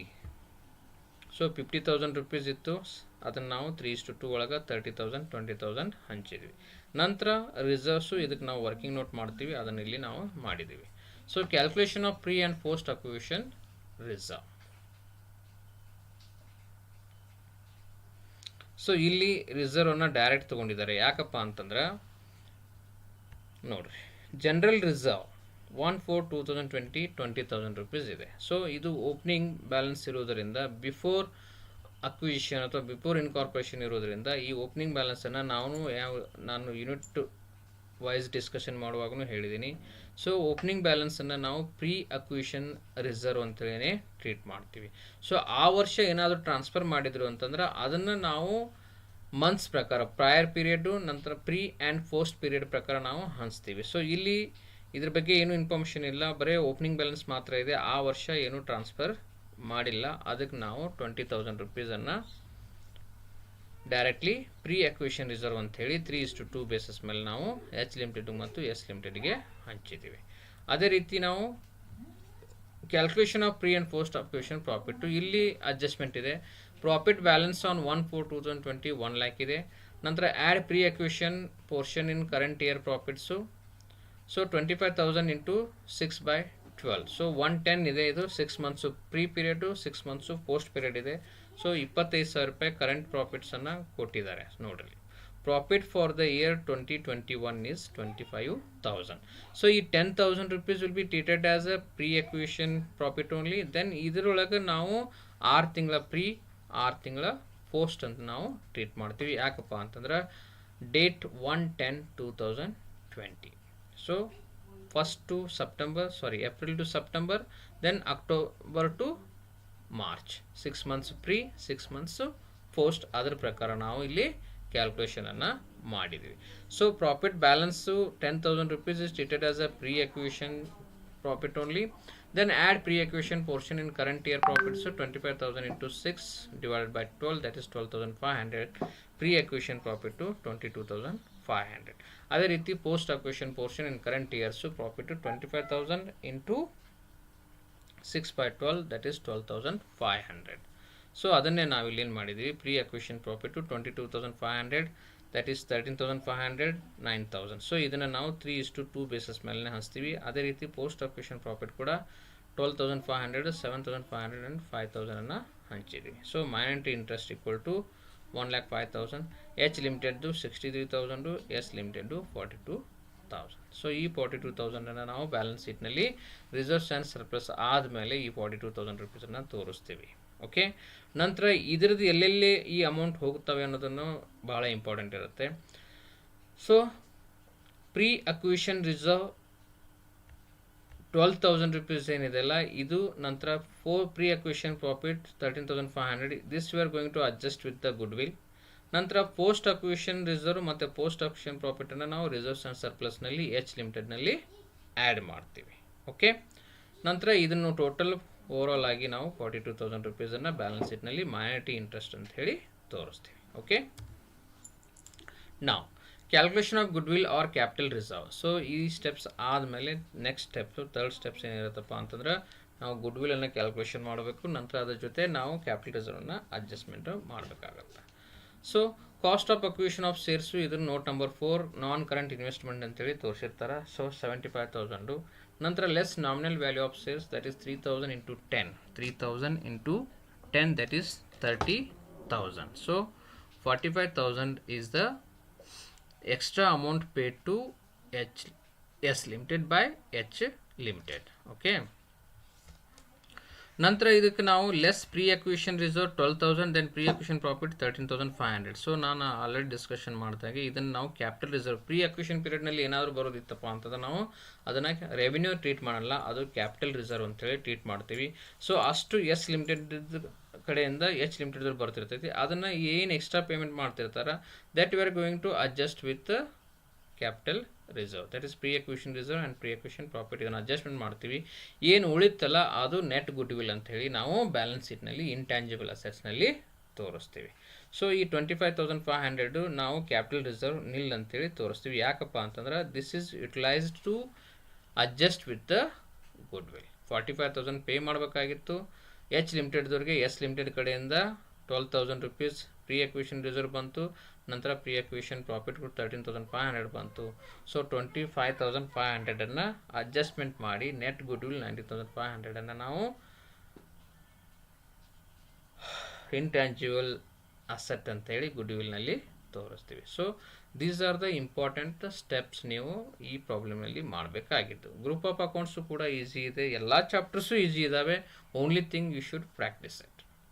ನೀವು ಪ್ರಾಕ್ಟೀಸ್ ಮಾಡಲಾರ್ದೆ ಹೋದ್ರಿಪ್ಪ ಅಂತಂದರೆ ಎಲ್ಲ ಪ್ರಾಬ್ಲಮ್ಸು ನಿಮ್ಗೆ ಟಫ್ ಆಗ್ತವೆ. ಯಾಕಪ್ಪ ಅಂತಂದ್ರೆ valuation of shares, valuation of ಗುಡ್ ವಿಲ್ನಲ್ಲಿ ಎಲ್ಲ ಮೆಥಡಾಲಜಿ ಮೇಲೆ there is a formulas.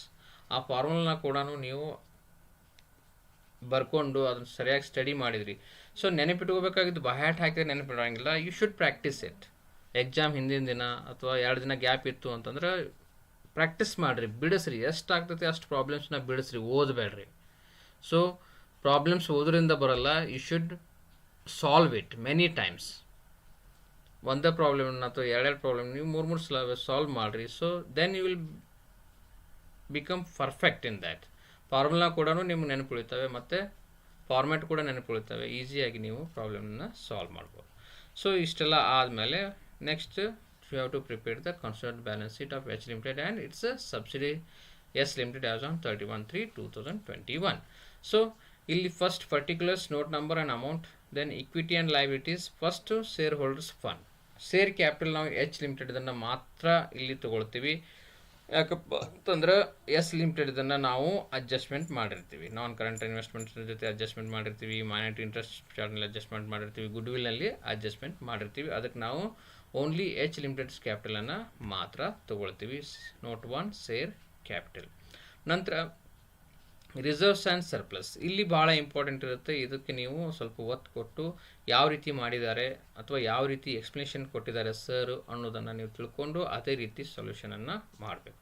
So reserves and surplus general reserve H ಲಿಮಿಟೆಡ್ದು ಕೊಟ್ಟಿರ್ತಾರೆ ನಿಮ್ಮ ನೋಟ್ 2ನಲ್ಲಿ. 30,000 rupees ಎಚ್ ಲಿಮಿಟೆಡ್ ಕೊಟ್ಟಿದ್ದಾರೆ, ಅದನ್ನೇ ನಾವು ಇಲ್ಲಿ ತೊಗೊಂಡಿದ್ದೀವಿ 30,000. ನಂತರ add post acquisition reserve. So reserve ಯಾವುದು ಪೋಸ್ಟ್ ಅಕ್ವಿಷನ್ ಇದೆಯಲ್ಲ ಅದನ್ನ ಇಲ್ಲಿ ಮಾಡಿ 30,000 ಆ್ಯಡ್ ಮಾಡಿದ್ವಿ. ನಂತರ profit and loss account on 1/4 H ಲಿಮಿಟೆಡ್ದು 40,000 ಇತ್ತು.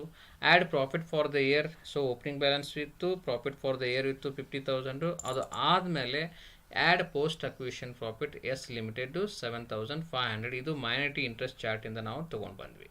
ಸೊ ಇದನ್ನು ನಮ್ಮ ಬ್ಯಾಲೆನ್ಸ್ ಶೀಟನ್ನು ತೊಗೊಂಡು ಬಂದ್ವಿ. ಅದಕ್ಕೆ ನಾವು ಪೋಸ್ಟ್ ಅಕ್ವಿಷನ್ ಪ್ರಾಫಿಟ್ಟು ಎಸ್ ಲಿಮಿಟೆಡ್ದು ಎಚ್ ಲಿಮಿಟೆಡ್ ಪಾರ್ಟು, ಎಸ್ ಲಿಮಿಟೆಡ್ದು ಎಚ್ ಲಿಮಿಟೆಡ್ ಪಾರ್ಟು ನೋಡಿರಿ.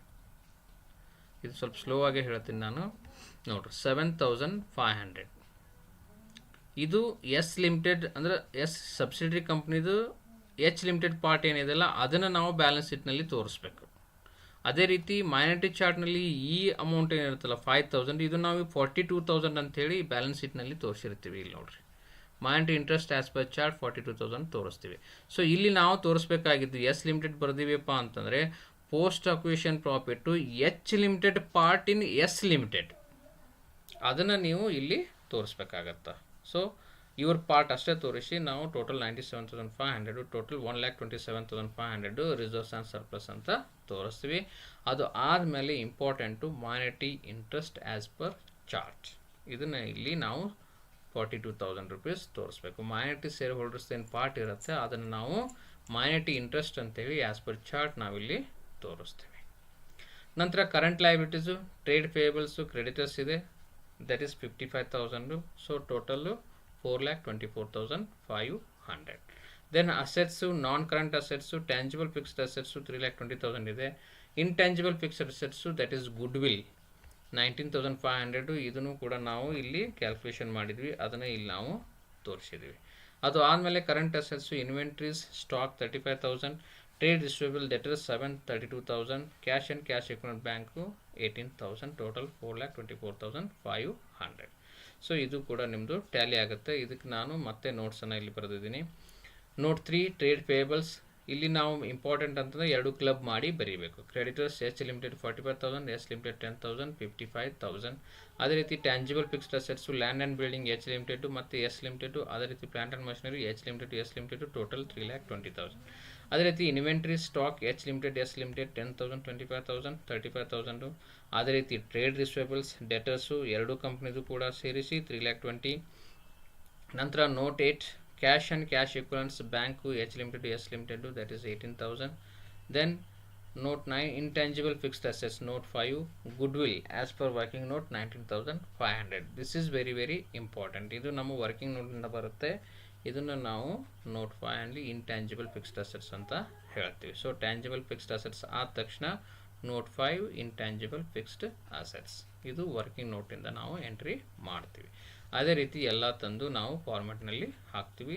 ಸೊ ಇದು ಟೋಟಲ್ ಅಸೆಟ್ಸ್ಗೆ ಟೋಟಲ್ ಲಯಬಿಲಿಟಿ ಟ್ಯಾಲಿ ಆಯಿತು. ಇದರ ಅರ್ಥ ನಿಮ್ಗೆ 15 ಮಾರ್ಕ್ಸ್ ಬಂತು. So this is the 2021 question paper. 2021 question paper fully solved. So 2 ಮಾರ್ಕ್ಸನ್ನು ಕೂಡ ವಿದ್ಯಾರ್ಥಿನಿ ಬರೆದು ಕೊಟ್ಟಿದ್ದಾರೆ. ಸೊ ಅದನ್ನು ನಾನು ಡಿಸ್ಕಷನ್ ಮಾಡಲಿಲ್ಲ. ಅದು ನೀವು ಬಾಯಟ್ ಹಾಕ್ತಿರೋ ಅಥವಾ ಅದರ ಕಾನ್ಸೆಪ್ಟನ್ನು ತಿಳ್ಕೊಂಡು ಕ್ವಶನ್ ಪೇಪರ್ನಲ್ಲಿ ಬರೀತಿರೋ. ಸೊ ಸ್ಟೂಡೆಂಟ್ಸ್ ಎಷ್ಟು 5 ಮಾರ್ಕ್ಸನ್ನು 15 ಮಾರ್ಕ್ಸನ್ನು ಇಂಪಾರ್ಟೆಂಟ್ ಇದ್ದಾವೆ, ಅದೇ ರೀತಿ 2 ಮಾರ್ಕ್ಸ್ ಕ್ವಶನ್ಸ್ ಕೂಡ ಇಂಪಾರ್ಟೆಂಟ್ ಇದ್ದಾವೆ. ಸೊ ನೀವು 100ಕ್ಕೆ 100 ಯಾವ ರೀತಿ ನಮ್ಮ ಕಾಲೇಜ್ ವಿದ್ಯಾರ್ಥಿಗಳು 3 ವಿದ್ಯಾರ್ಥಿಗಳು 100ಗೆ 100 ತಗೊಂಡಿದ್ದಾರೆ. ಇನ್ನೂ 10 ವಿದ್ಯಾರ್ಥಿಗಳು ಒಬ್ಬರು 99 ಮಾಡಿದ್ದಾರೆ, 98 ಮಾಡಿದ್ದಾರೆ, 97 ಮಾಡಿದ್ದಾರೆ, 92 ಮಾಡಿದ್ದಾರೆ, 93 ಮಾಡಿದ್ದಾರೆ. ಸೊ ಯಾರು 2 ಮಾರ್ಕ್ಸನ್ನು ಪರ್ಫೆಕ್ಟ್ ಮಾಡ್ಕೊಳ್ತಾರೆ, they are going to score 100 marks. So ಉಳಿದ ವಿದ್ಯಾರ್ಥಿಗಳು 100 ಮಾರ್ಕ್ಸ್ ಸ್ಕೋರ್ ಮಾಡ್ತಿದ್ರು, ಅವ್ರಿಗೆ ನನಗನ್ಸೋ ಮಟ್ಟಿಗೆ ಅವರು 2 ಮಾರ್ಕ್ಸ್ನಲ್ಲಿ ಪ್ರಾಬ್ಲಮ್ ಮಾಡ್ಕೊಂಡಿದ್ದಾರೆ ಅಂತ ನನಗೆ ಅನಿಸುತ್ತೆ. So all questions are very very important. 2 ಮಾರ್ಕ್ಸನ್ನು ಇಂಪಾರ್ಟೆಂಟ್ ಇದ್ದಾವೆ, 5 ಮಾರ್ಕ್ಸನ್ನು ಇಂಪಾರ್ಟೆಂಟ್ ಇದ್ದಾವೆ, 15 ಮಾರ್ಕ್ಸನ್ನು ಇಂಪಾರ್ಟೆಂಟ್ ಇದ್ದಾವೆ. ಸೊ ಈ ವಿಡಿಯೋಗಳನ್ನು ನೀವು ವಾಚ್ ಮಾಡಿರಿ ಅಂತಂದರೆ ಡೆಫಿನೆಟ್ಲಿ ನೀವು 100 ಮಾರ್ಕ್ಸನ್ನು ಸ್ಕೋರ್ ಮಾಡ್ಬೋದು. You can score more than 80 also. So ನಮ್ಮ ವಿದ್ಯಾರ್ಥಿಗಳು, ನಮ್ಮ ಕಾಲೇಜ್ ವಿದ್ಯಾರ್ಥಿಗಳು ಆಲ್ರೆಡಿ 12-13 ವಿದ್ಯಾರ್ಥಿಗಳು ಮೋರ್ ದೆನ್ 90 ಮಾಡಿದ್ದಾರೆ. So this time I expect they will score 100 only. So ಬೇರೆ ವಿದ್ಯಾರ್ಥಿಗಳು ಮೋರ್ ದೆನ್ 80 ಒಂದು 20-25 ವಿದ್ಯಾರ್ಥಿಗಳು ಮಾಡಿದ್ದಾರೆ, ಅವರು ಕೂಡ ಒಳ್ಳೆ ಸ್ಕೋರನ್ನು ಮಾಡ್ತಾರಂತ ಅನಿಸುತ್ತೆ. ಸೊ ಬೇರೆ ಕಾಲೇಜ್ ವಿದ್ಯಾರ್ಥಿಗಳು ಯಾರಾದರೂ ನೀವು 100ಕ್ಕೆ 100 ಅಥವಾ ಮೋರ್ ದೆನ್ 90, ಮೋರ್ ದೆನ್ 80 ನೀವೇನಾದರೂ ಸ್ಕೋರ್ ಮಾಡಿದ್ರಿ ಅಂತಂದರೆ you please inform me. So that is a proud moment for me. So ಬೇರೆ ಕಾಲೇಜ್ ವಿದ್ಯಾರ್ಥಿಗಳು ಕೂಡ ನನ್ನ ವಿಡಿಯೋಸನ್ನು ನೋಡಿ they also scored more than 80 ಅಥವಾ more than 90 are some students score 100 also. So I will be very happy for that. ಅದಕ್ಕೆ ಎಲ್ಲ ವಿದ್ಯಾರ್ಥಿಗಳು ಆಲ್ ಓವರ್ ಕರ್ನಾಟಕದ ಎಲ್ಲ ವಿದ್ಯಾರ್ಥಿಗಳು, ಅಕ್ಕಮಹಾದೇವಿ ಯೂನಿವರ್ಸಿಟಿ ಆಗಿರ್ಬೋದು, ಕರ್ನಾಟಕ ಯೂನಿವರ್ಸಿಟಿ ಆಗಿರ್ಬೋದು, KUD, ನಂತರ ರಾಣಿ ಚೆನ್ನಮ್ಮ ಯೂನಿವರ್ಸಿಟಿ ಆಗಿರ್ಬೋದು, ಬಳ್ಳಾರಿ ಯೂನಿವರ್ಸಿಟಿ, ಕೃಷ್ಣದೇವರಾಯ ಯೂನಿವರ್ಸಿಟಿ ಆಗಿರ್ಬೋದು, ಎಲ್ಲ ಯೂನಿವರ್ಸಿಟಿ ವಿದ್ಯಾರ್ಥಿಗಳಿಗೂ all the best for your exams. ನಮ್ಮ ಅರಕೇರಿ ಮತ್ತು ಫ್ಯಾಮಿಲಿಯಿಂದ ನಿಮಗೆ ವೆಲ್ ವಿಶಸ್ಸನ್ನು ಹೇಳ್ತಾ ಇದ್ದೀನಿ. Do hard work. Hard work will give you success in your life. ನೀವು ಹಾರ್ಡ್ ವರ್ಕ್ ಮಾಡಲಾರ್ದೆ ನಮ್ಮ ಸಕ್ಸಸ್ ಸಿಗಬೇಕು, ದೇವ್ರ ಮುಂದೆ ಕುಂತು ನಾವು ಕೈ ಮುಗಿದ್ವಿ ಅಂತಂದರೆ ನಮಗೆ ಯಾವುದೇ ರೀತಿಯಾದಂತಹ ಸಕ್ಸಸ್ಸು ಸಿಗೋದಿಲ್ಲ. ದೇವರು ನೋಡ್ತಿರ್ತಾನೆ whether you people are working hard or not. ಯಾರು ಹಾರ್ಡ್ ವರ್ಕ್ ಮಾಡ್ತಾರೆ ಅವರಿಗೆ ದೇವರು ಬ್ಲೆಸ್ಸಿಂಗ್ ಇದ್ದೇ ಇರುತ್ತೆ. ಸೊ ನಿಮ್ಮ ಪೇರೆಂಟ್ಸ್ ಬ್ಲೆಸ್ಸಿಂಗ್ ಇರುತ್ತೆ. So once again I wish you all the best for your exams which are going to conduct from 19th September. Okay, thank you all.